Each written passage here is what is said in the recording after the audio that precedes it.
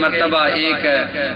Interview رسالے کا کرنے والا آدمی آیا، وہ ہمارے رشتہ دار تھے، ظہیر ہاشمی صاحب، وہ صحافت میں بڑا بلند مقام رکھتے تھے۔ وہ خود مجھے بتانے لگے، چونکہ میرے رشتہ دار تھے، رشتے میں میرے وہ دور کے ماموں لگتے تھے، تو بتانے لگے، اور وہ بڑے نقاد تھے،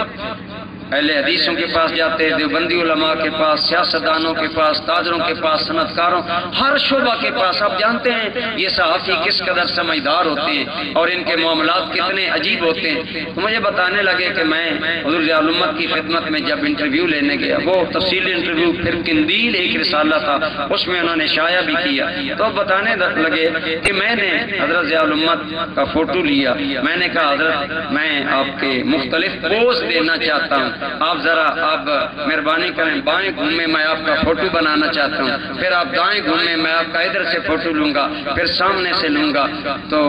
وہ ظہیر ہاشمی صاحب مجھے بتانے لگے کہ حضرت ضیاء الامت رحمۃ اللہ تعالی علیہ نے فرمایا، ہاشمی صاحب میرا وقت اتنا بیکار نہیں کہ میں بیکار کام ہوں، جو کام کی بات ہے اگر ہے تو کرو ورنہ تشریف لے جائیں، میرے پاس اتنا ٹائم نہیں کہ میں فضول کاموں میں اپنا وقت ضائع کروں۔ تو دیکھیں جو ذات اپنے وقت کو اتنا قیمتی سمجھتی تھی کہ ایک فوٹو کا پوز بنانے کے لیے تیار نہیں ہے، تو اپنا وقت کیسے ضائع کرے؟